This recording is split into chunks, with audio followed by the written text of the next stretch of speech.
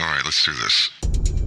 Imagine trying to build IKEA furniture without the instructions. That's what emergency communications would look like without data sharing standards. Today we'll unpack how public safety and enterprise networks are finally ready to play in the same sandbox. And it's about time someone wrote the manual. That's coming up next right here on TiPS, Today in Public Safety. Welcome to TiPS, Today in Public Safety, your go-to podcast for today's breaking stories and public safety news. Here's your host, Fletch, with today's tips. Welcome to TiPS, Today in Public Safety. This is Fletch. I'm a NENA certified ENP and a Vice President of Public Safety Solutions at 911 Inform. 3 times each week, I bring you the latest, most informative, and sometimes a bit controversial takes on emergency communications. Today, we're taking a deep dive into developing standards for data sharing enterprise data with emergency services, and why now's not the time to hit the snooze button on updating your network brain. You know, when Next Generation 911 first started to be a thing, back in the late 1990s and early 2000s, the standards landscape looked a lot like my basement, full of good intentions, but absolutely no organization.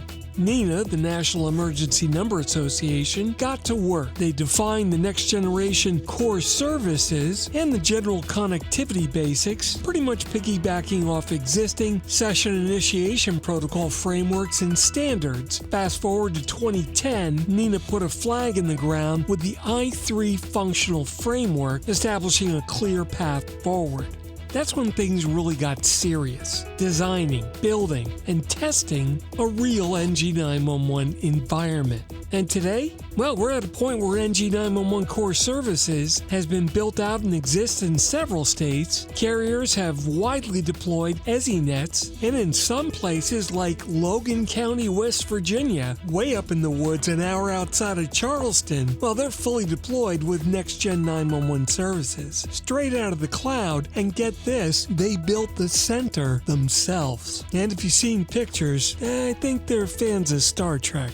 But here's the thing, how do we share all that juicy emergency data across so many different systems? Enter the Emergency Incident Data Object, or EIDO. What's that? Well, think of the EIDO as a tiny shipping container that's chock full of emergency details, formatted in JSON. That's nerd speak for it pretty much works everywhere. And it's ready to zip between 911 call handling, CAD, emergency ops centers, and even responders in the field. It's the international language of help is coming.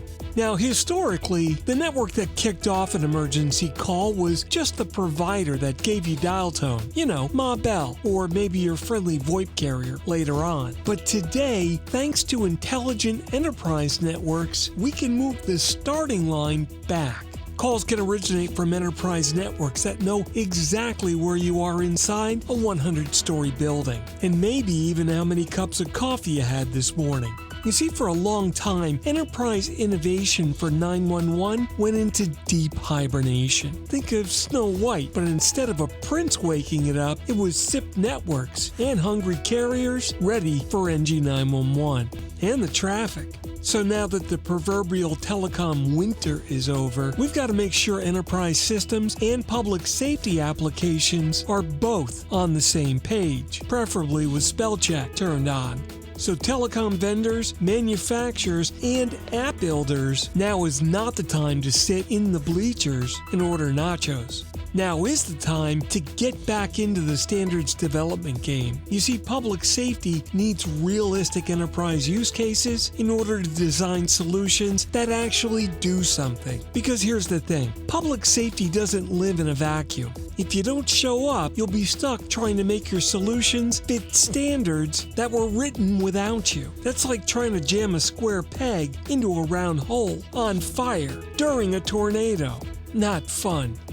That's it for today's episode of TiPS Today in Public Safety. Thanks so much for listening. For more updates and insights, remember you can follow me on social media at Fletch911, and remember to visit 911tips.com, where you'll find a complete archive of all of our previous episodes. Stay safe, thanks so much for listening, and if you're in public safety, thanks for what you do.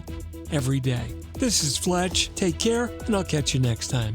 You've been listening to TiPS, Today in Public Safety, your go-to podcast for today's breaking stories and public safety news. Hosted by Fletch and available every Monday, Wednesday, and Friday. Catch past episodes on 911tips.com. That's 911tips.com. Be sure to like and subscribe, and remember to join us each week for the latest on NG 911. I am Spider Harrison, the official 911 voiceover dude. Catch me on Sirius XM on various channels, including 90s on 9, the 10 spot, and on the Weekend Countdown on Hits 1. Or don't, regret it for the rest of your life. Either way, I'm good. TiPS is brought to you by 911 Inform, the leading next-generation 911 solution for enterprise compliance with federal 911 regulations. Visit them on the web at 911inform.com. 911 Inform, making every second count when it matters the most.